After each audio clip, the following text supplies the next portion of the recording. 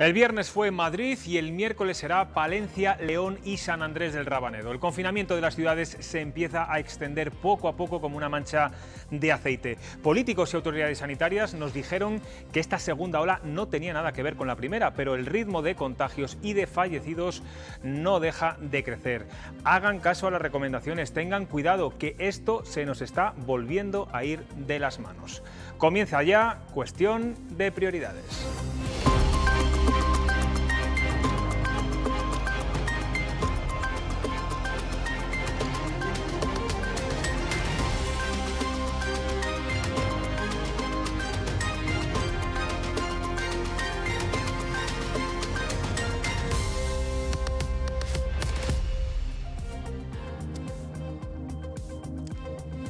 ¿Qué tal? Buenas noches. Lo que están viendo es la señal en directo de las dos ciudades que se van a confinar mañana a medianoche. Ahí ven la Plaza de Regla en León con su imponente catedral. Hoy es San Froilán, patrón de la ciudad, es festivo. Y también vemos la calle Mayor de Palencia a la derecha de sus pantallas. El miércoles en ambas ciudades no se podrá salir ni entrar tras la decisión de la Junta al cumplir las dos ciudades los requisitos de salvadorilla del ministro de Sanidad. No se ve mucha gente a estas horas, bueno, es verdad que tampoco el tiempo acompaña.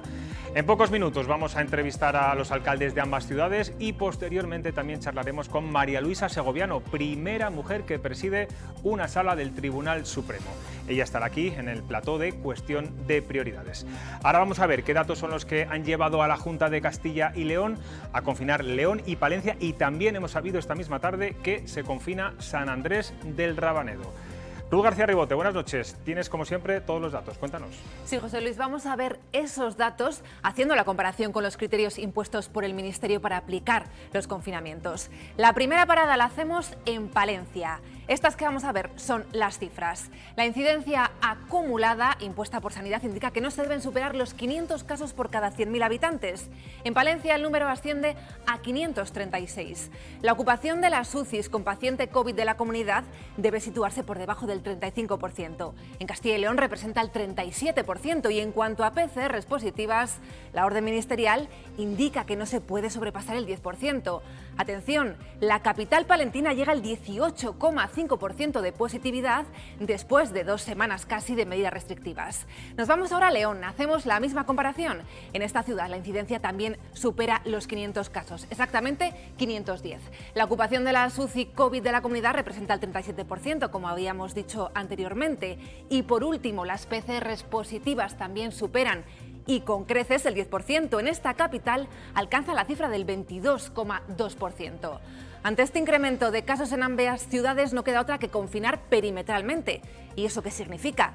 Hacemos un repaso rápido por las medidas. Para empezar, se restringe la movilidad. De la ciudad se podrá salir y entrar si hay una causa justificada, bien sea laboral, médica, judicial o administrativa. Se reducen los aforos tanto en los locales comerciales, que deberán ser del 50%, como en la hostelería, en bares, restaurantes. En el exterior la ocupación máxima tendrá que ser del 60% y del 50% en el interior. Más cosas, no se podrá consumir en barra y la hora de cierre será la máxima a las 11 de la noche. Además, las reuniones de amigos o familiares como máximo tendrán que ser de 6 personas. Estas medidas se van a prolongar en principio 14 días. Por cierto, el resto de capitales de provincia de Castilla y León no pueden relajarse porque algunas están muy cerca de sobrepasar los indicadores del Ministerio de Sanidad.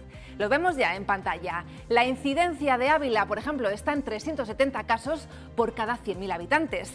Le sigue de cerca Salamanca con 346 y Valladolid con 336 casos. La consejera de Sanidad ha señalado hoy que las medidas restrictivas se ponen en marcha con un objetivo: proteger la salud. Nosotros no valoramos solo los indicadores del Ministerio, sino la tendencia que tienen. Es decir, si hubieran tenido una tendencia al descenso, pues evidentemente hubiéramos intentado esperar. Pero cuando ya estamos hablando de estos límites, hay que actuar porque hay que frenar, porque bueno, están en riesgo también el hecho de que la enfermedad grave aparezca más, la necesidad de UCI aparezca más. Y hace tan solo unas horas el ministro de Sanidad anticipaba que van a seguir siendo semanas duras y que el Gobierno no está haciendo política, sino que trabaja desde la evidencia científica. Lo que les mueve, ha dicho ella, es proteger la salud de los ciudadanos.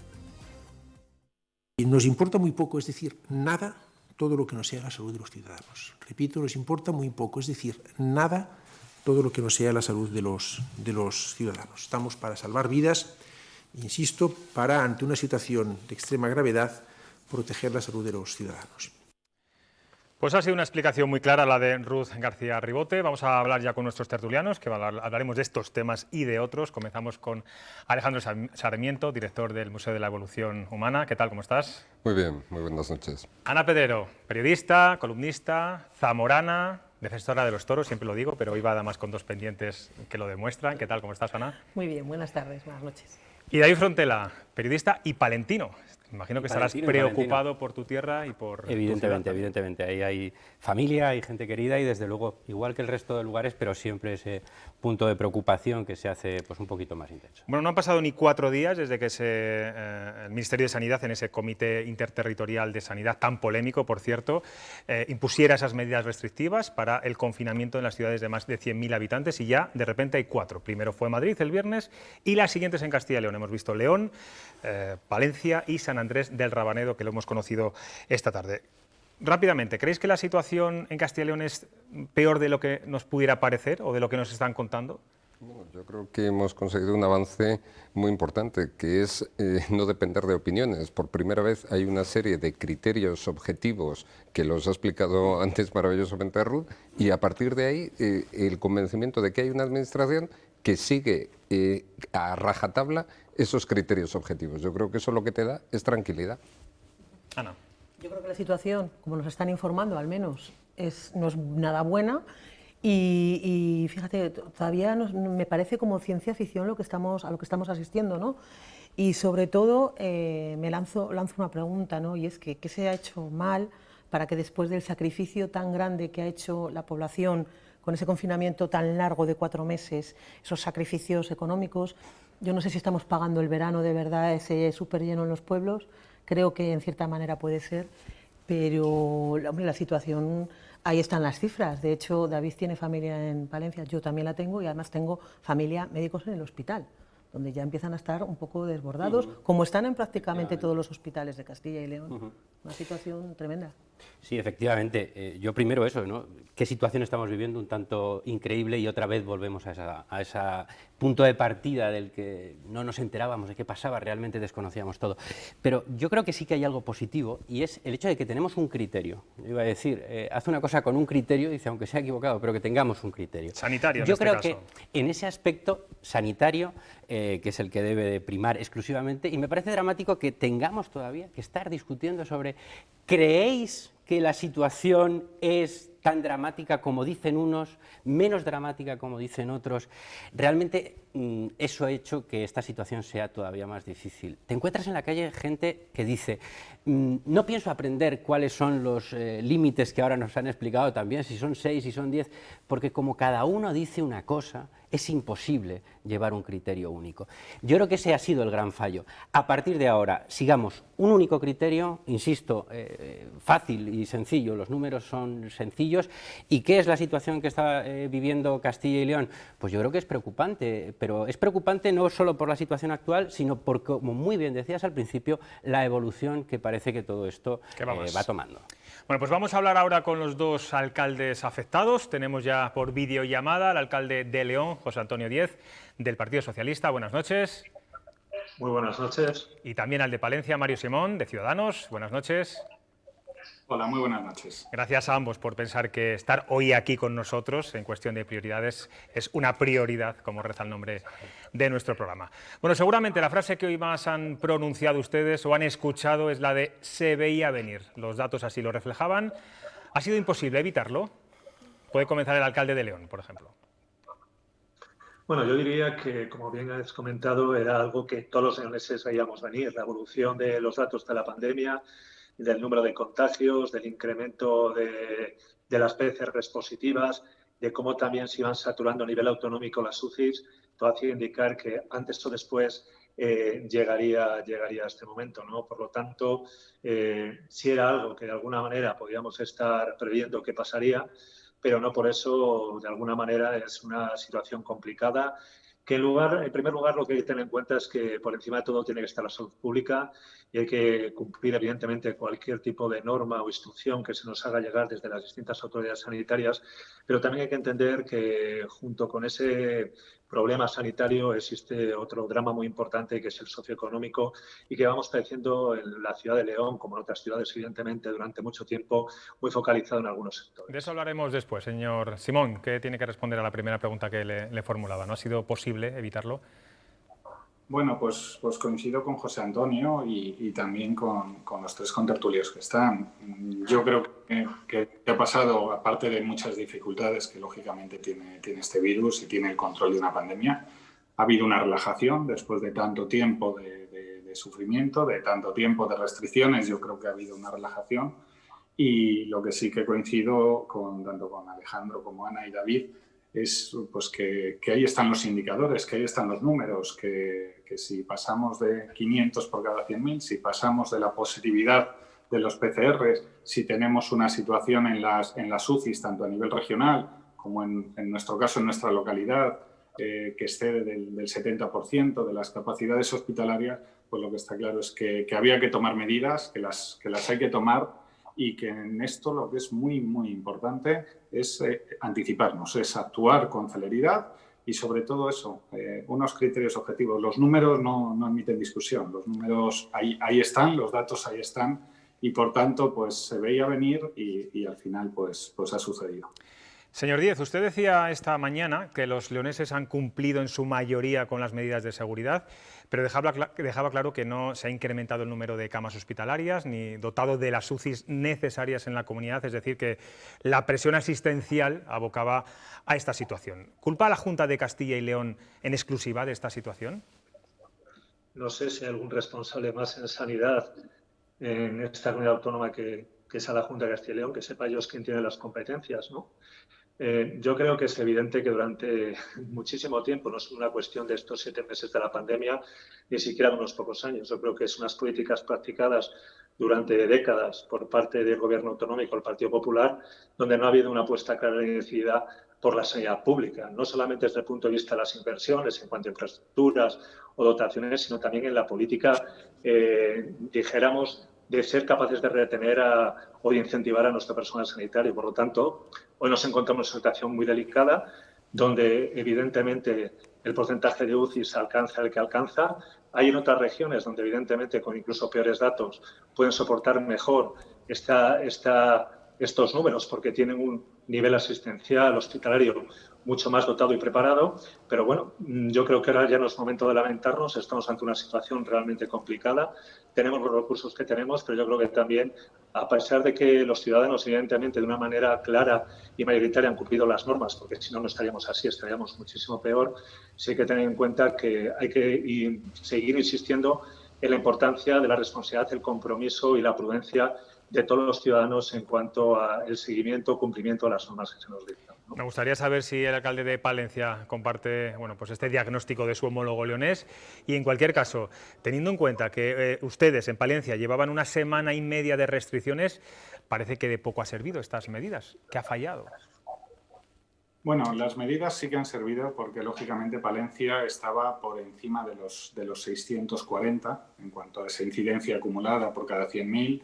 En estos 11 días que hemos tenido de restricciones moderadas, lógicamente hemos bajado un 22%, luego es verdad que todas las medidas sirven y lógicamente hoy, en la comparecencia que yo he visto del ministro, pues felicitaba en esta ocasión, o mostraba su satisfacción pues, con las medidas que ha tomado la Junta de Castilla y León, sobre todo por ese carácter anticipatorio, porque toda medida que se toma, lo importante es tomarla rápido. Yo creo que a todos los niveles y en algún momento se han cometido errores por parte de todas las administraciones. Creo que en algunas ocasiones hemos llegado tarde, eso es evidente.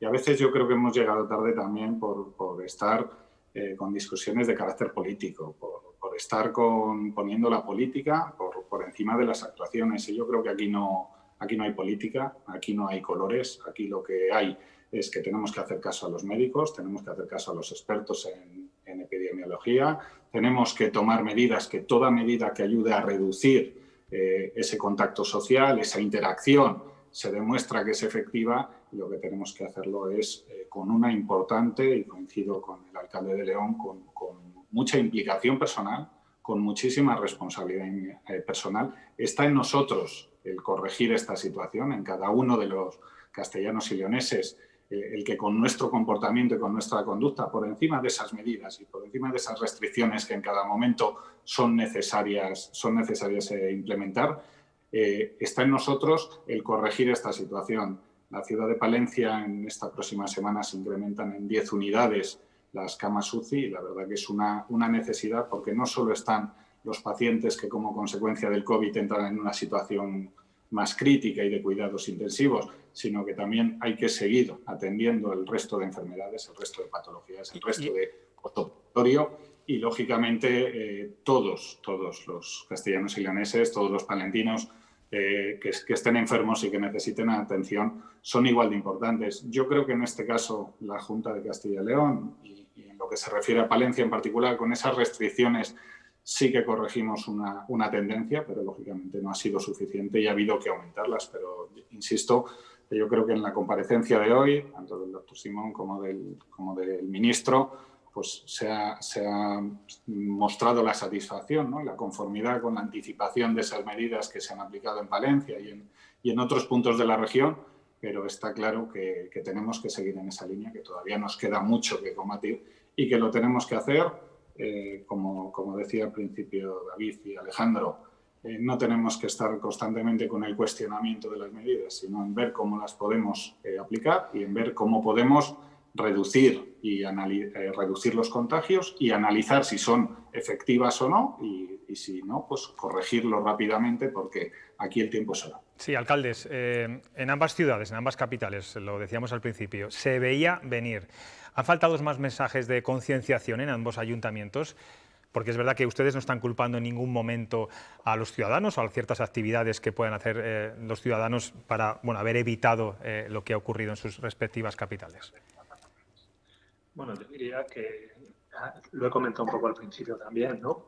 Yo creo que de una manera muy importante porcentualmente los leoneses han sido responsables y corresponsables, ¿no? Con las distintas medidas que nos han sido impuestas. Evidentemente, en todos los colectivos, en el ámbito que sea, no solo en el de la salud, sino en cualquier otro, hay personas que infringen. Para eso, en principio, la administración local y el resto de administraciones disponen de una serie de medidas coercitivas que se practican o que se hacen efectivas, ¿no? Las denuncias, las sanciones. Durante todo este tiempo, en la ciudad de León se han puesto centenares y centenares de denuncias por incumplimientos, por no usar mascarilla, no mantener distanciamiento social, por horarios de cierre, por aglomeraciones, incrementos de aforo. Por lo tanto, aquellos que no han incumplido o han infringido, yo creo que ha habido una situación coercitiva por parte de las fuerzas y cuerpos de seguridad, tanto locales como del Estado, en el cumplimiento de las medidas, pero de una manera muy mayoritaria, y yo creo que eso es fácil de apreciar y de ver, los leoneses han cumplido escrupulosamente con esas medidas.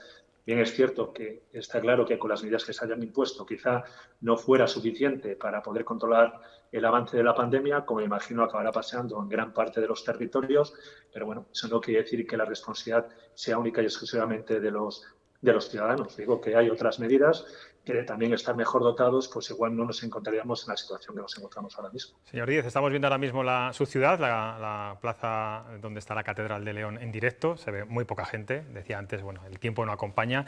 Una pregunta para ambos antes de que los tertulianos también les puedan plantear alguna cuestión. ¿Van a incrementar la presencia policial para que los ciudadanos cumplan con estas medidas y sobre todo respeten las cuarentenas? Pues lógicamente sí, yo coincido con José Antonio, los leoneses, en mi caso los palentinos, el 99% han cumplido y han actuado con una responsabilidad admirable y lógicamente yo creo que también todos los ayuntamientos, pero todos los ayuntamientos de España además, hemos puesto todo lo que teníamos, todas las capacidades del ayuntamiento, todas las posibilidades del ayuntamiento, todos los recursos, desde luego en ayudar en todo lo que podíamos a colegios, a residencias donde se había producido algún contagio, en la desinfección, en la limpieza. Yo creo que los ayuntamientos lo hemos puesto todo y lo vamos a seguir poniendo y también creo que todos y también el de Palencia pues ha actuado con una lealtad institucional, tanto a las instrucciones del Estado como a las instrucciones autonómicas, como a toda la colaboración que se nos ha pedido y se nos ha ofrecido. Entonces, es cierto que a veces no acabas de explicarte el por qué suceden las cosas cuando la inmensa mayoría lo hace bien y lo hace correctamente, pero está claro que este virus es sumamente contagioso. En el momento que te relajas un momento o que alguien no cumple las medidas, pues no queda otra que aplicar lógicamente la fuerza que tenemos. Y pueden ser, hablaban ustedes al principio, hablaba el alcalde de León de los efectos económicos, ¿pueden ser estos 14 días ser la estocada final para algunos sectores económicos de sus ciudades como el hostelero? Veíamos en Madrid, han caído las reservas en un 70% solo este fin de semana. Bueno, yo creo que este es un sector que se ha visto duramente afectado, el sector de la hostelería, la hotelería, el comercio, la restauración, muy fuertemente afectado desde el inicio de la pandemia, ¿no? Ha sido quien más ha sufrido y quien más sigue sufriendo, ¿no?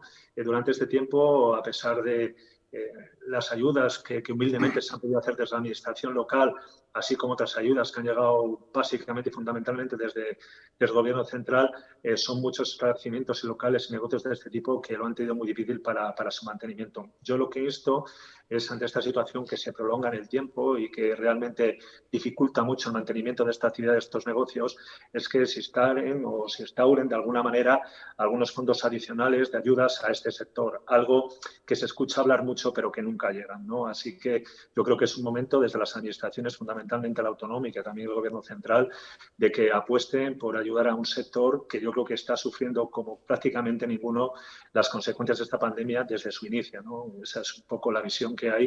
Y además en una ciudad como León, y me imagino que en gran parte le pasará a Palencia, donde el sector servicios es fundamental, tiene un potencial muy grande y en el desarrollo del PIB local también, y que necesitamos evidentemente esa ayuda porque si no la situación socioeconómica se degrada muchísimo y no podemos permitirnos perder absolutamente nada más de lo mucho que hayamos perdido. Pues ahí queda esa petición a la Administración regional, a la Administración nacional.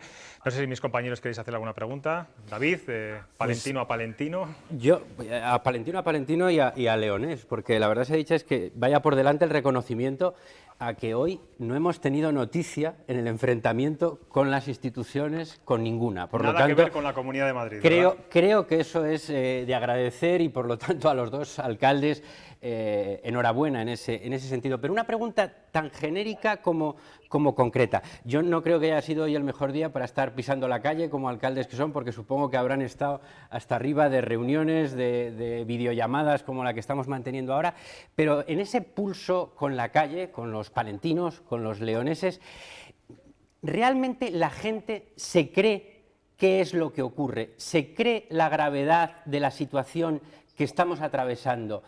Es que es importante, si los ciudadanos no tenemos, en este caso hablamos de Palencia y de León, pero en cualquier lugar, si no hay una conciencia plena por parte de los ciudadanos de la situación que estamos atravesando, difícilmente las medidas van a ser eficaces. Ni desde el punto de vista socioeconómico, ni del sanitario, ni de ningún tipo. ¿Cómo han palpado la calle? Les voy a pedir que sean breves, por favor. Bueno, pues yo lo que he palpado en el día de hoy es pues mucha preocupación.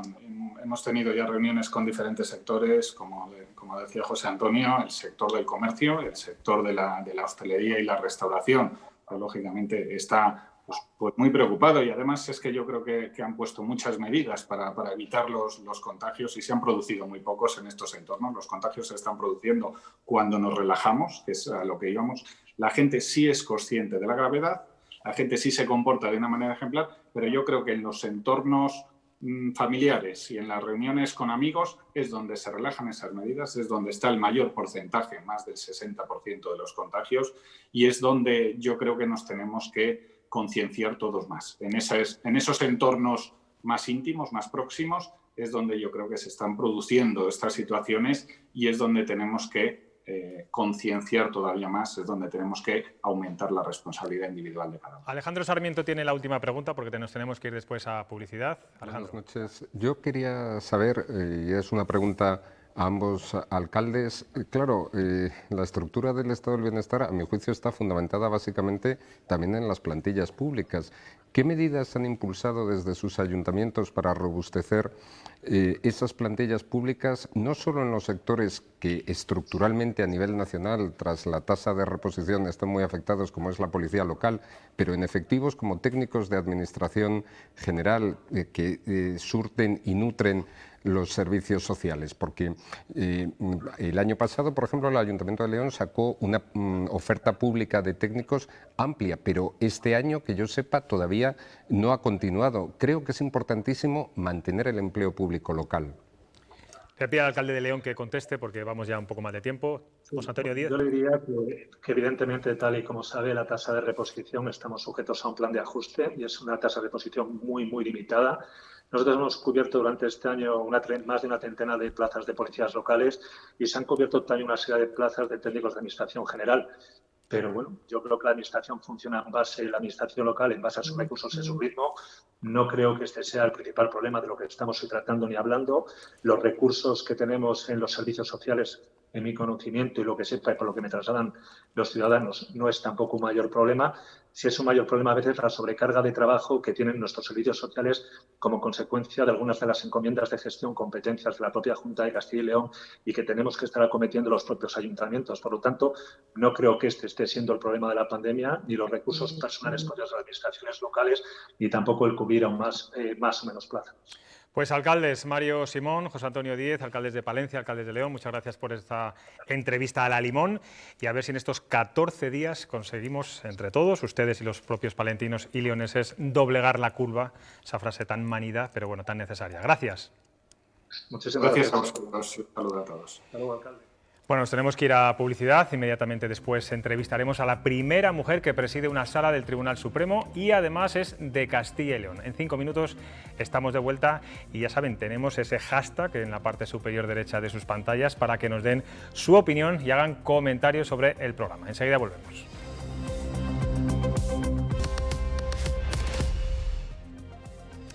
Pues estamos de vuelta, vamos a hablar ahora con la primera mujer que preside una sala del Tribunal Supremo en más de 200 años de historia y además tenemos que sentirnos orgullosos porque es de nuestra comunidad, es vallisoletana, ella es María Luisa Segoviano, nombrada la semana pasada presidenta de la Sala Cuarta del Supremo.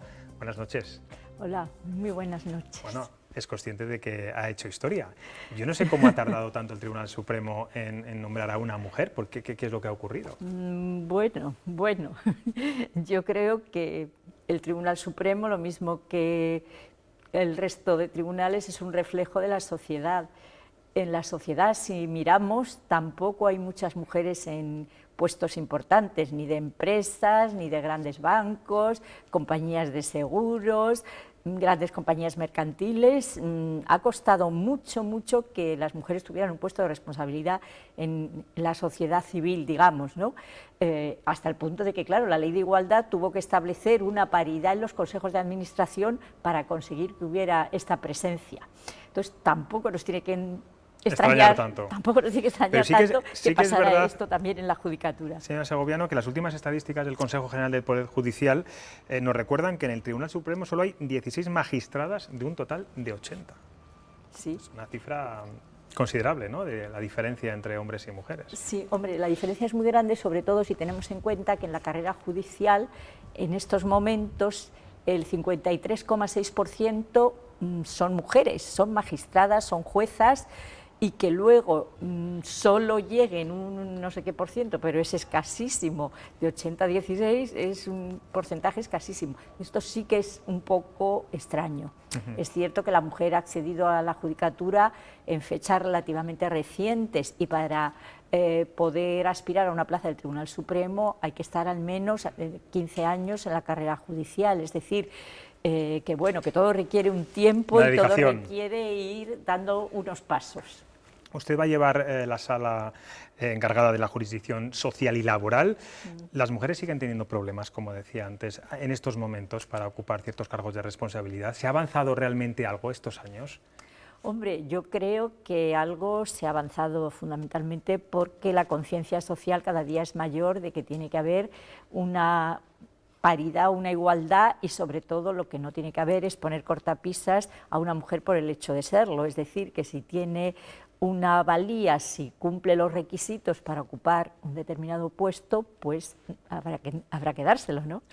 No habrá que tener reticencias. Y desde un punto de vista legislativo, ¿qué se tiene que hacer? O yo no sé si se ha hecho ya todo para que haya una verdadera igualdad de oportunidades entre hombres y mujeres. Bueno, realmente yo creo que la ley del año 2007, la ley 3/2007, la ley de igualdad de trato de oportunidades entre mujeres y hombres como instrumento legislativo es perfecto. Yo creo que tiene un diseño transversal de la igualdad en todos los ámbitos de la sociedad y, digamos, teóricamente, formalmente es perfecta.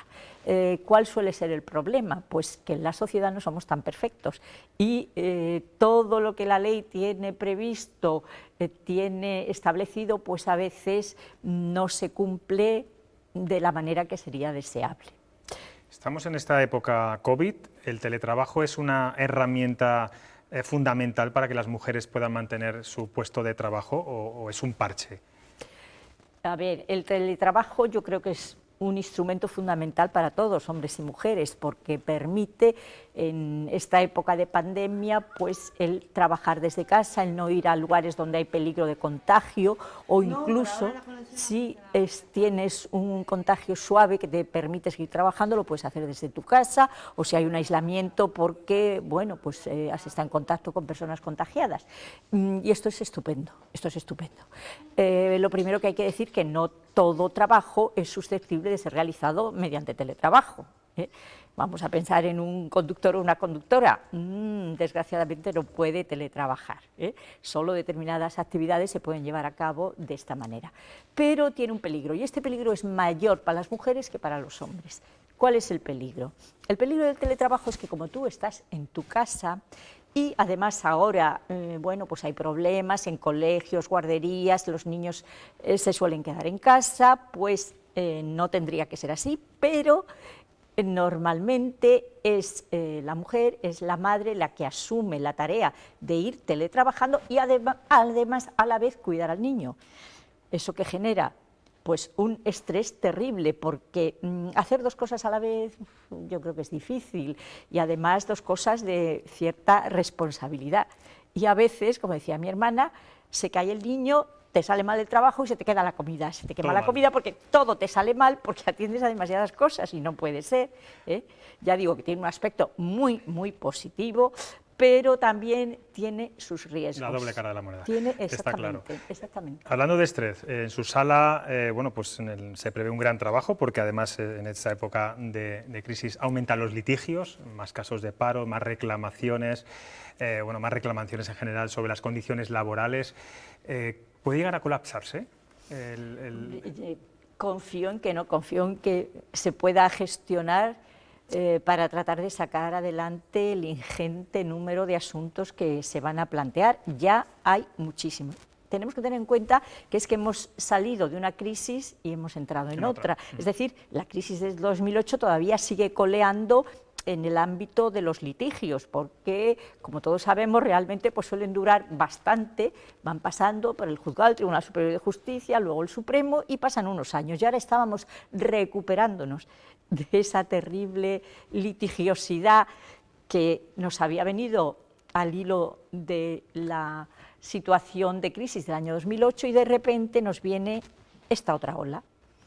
Y además hay una cosa clarísima, que es que cuando no hay trabajo, cuando las personas no tienen un salario, no tienen un medio de subsistencia que provenga de sus rentas de trabajo, buscan el refugio en la seguridad social, es decir, un desempleo, una jubilación, una invalidez, una renta mínima, algo con lo que poder subsistir, con lo cual los pleitos, miremos por el lado que miremos, trabajo, enormes.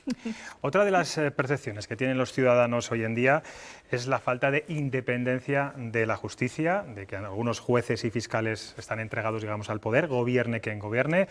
Hemos vivido recientemente la polémica por el escrito de la Fiscalía en la que se pedía que no se investigara al Gobierno sobre su gestión en la pandemia. Yo no sé qué le diría usted a los ciudadanos para que no tengan esa imagen o que consideren que bueno, realmente la justicia es autónoma e independiente. Hombre, a mí me encantaría poder llegar a los ciudadanos. Yo creo que el problema es que no terminamos de llegar, los jueces no terminamos de llegar a los ciudadanos.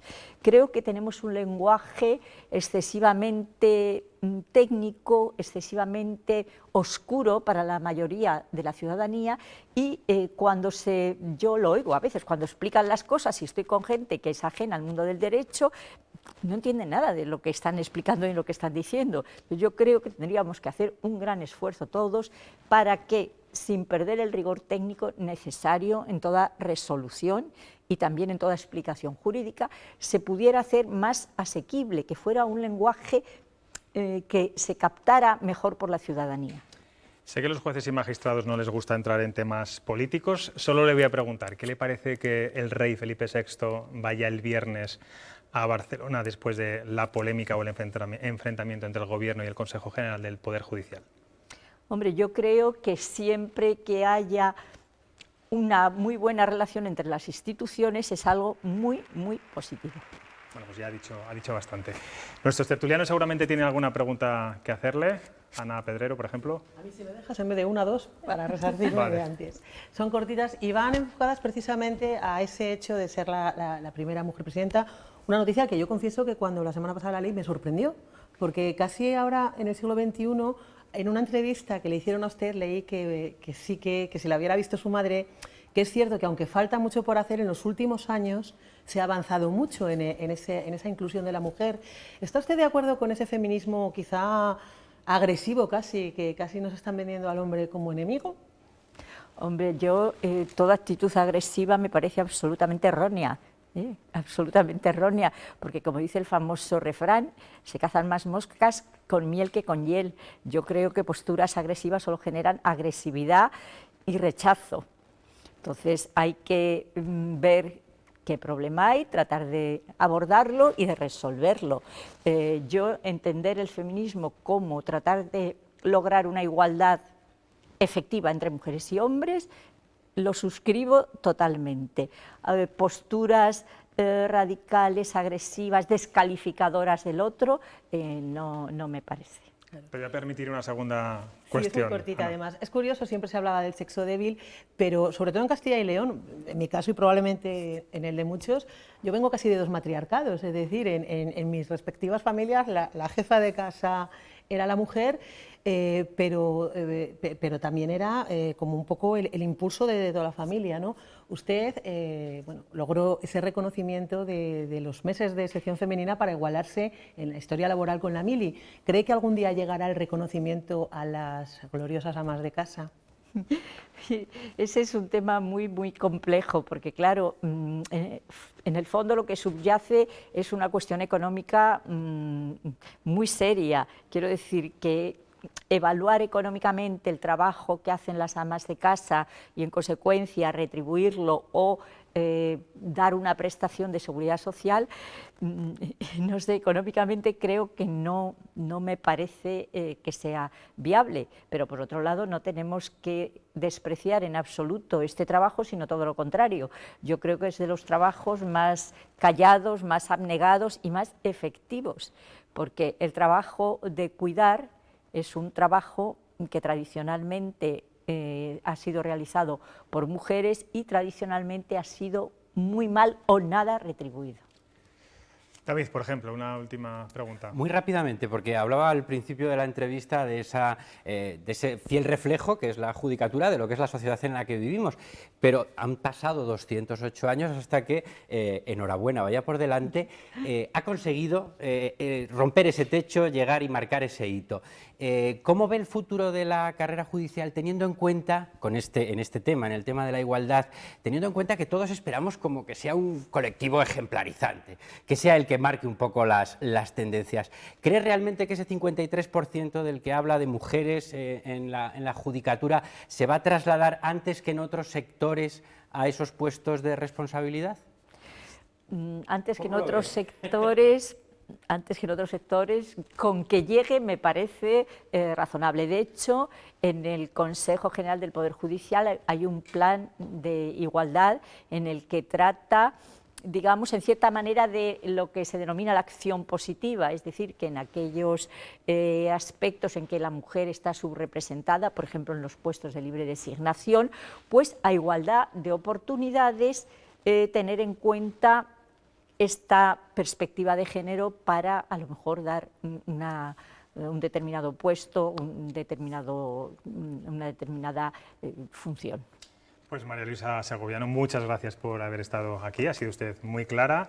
Enhorabuena por romper ese techo de cristal y además orgullosos en nuestra comunidad de que haya sido una castellano y leonesa. Gracias. Muchísimas gracias. Buenas noches. Vamos a cambiar ahora completamente de asunto. Hoy la cuestión del día nos afecta a todos porque hablamos, bueno, de la educación de nuestros hijos y de los futuros trabajadores de este país. La pregunta era la siguiente: ¿cree que los alumnos deberían obtener el título de la ESO y bachillerato sin límites de suspensos? Les recuerdo que la ministra Celaá va a dejar a las comunidades autónomas que sean las que decidan, y los telespectadores de Castilla y León Televisión opinan lo siguiente. Lo vamos a ver en pantalla, ahí lo están viendo.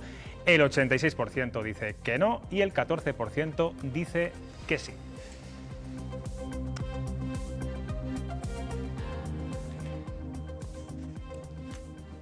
Bueno, era bastante obvia la respuesta. Hay un sí, un 14%. No sé si habrá sido algún alumno que quiera intentarlo. Puede ser. ¿Cómo lo veis esta polémica? Porque ya es una polémica, sí. Pues triste, fundamentalmente triste, porque creo que estamos eliminando el papel fundamental de la educación. Estamos convirtiendo la educación, o yo tengo esa sensación en los últimos meses, en una fórmula para librarnos, y lo voy a decir, de los niños, para solucionar otros problemas, renunciando a la verdadera función de la educación como algo esencial. Nos preocupamos, y tenemos que hacerlo, de los bares, de no sé qué, y de los niños en el colegio y de que estén allí, que estén formándose.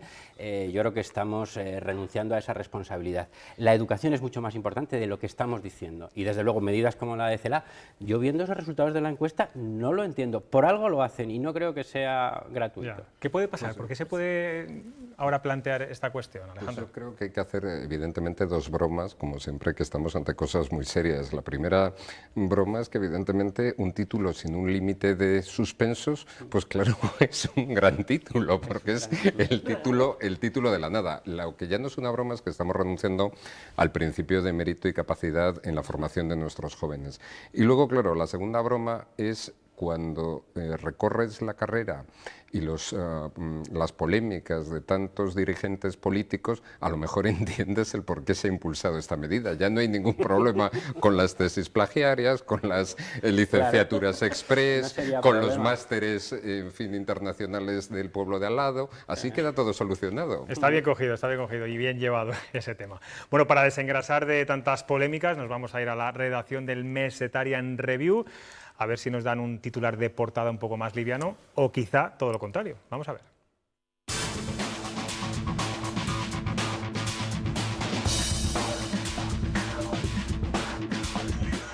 Buenas noches, José Luis. ¿Qué das color a lo gris? La edición de mañana de Mesetarian Review lleva en su portada una exclusiva. Hemos descubierto que PNL no significa proposición no de ley, sino palpar las narices al de al lado. Solo así se explica la PNL que Ciudadanos y PP han presentado esta semana en las Cortes, en defensa de la Constitución, la monarquía y la bandera. Todo ello con el único objetivo de que se pronuncie al respecto Luis Tudanca. ¿Cómo se lo pasan los políticos regionales? En Mesetarian Review, nuestro horizonte eres tú.